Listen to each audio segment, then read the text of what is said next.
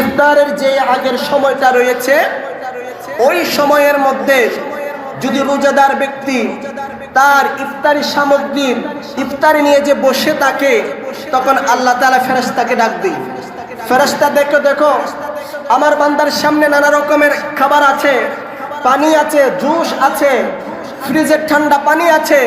আমার বান্দা তৃষ্ণার্ত পিপাসার্ত সারাদিন উপোস ছিল, ক্ষুধার্ত।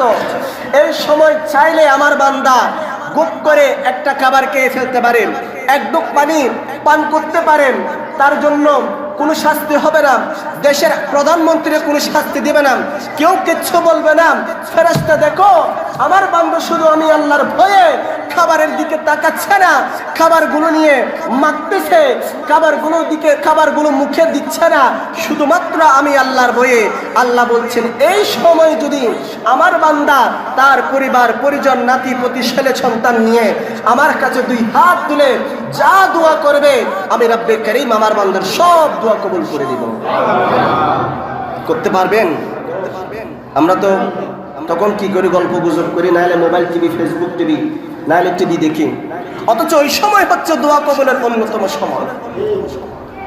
আপনি যা জানেন তা পড়ে আমার নবীর উপর দরুদ শরীফ করে আল্লাহর কাছে দোয়া করবেন, মোনাজাত, এগুলো তো দোয়া কবুলের সময়।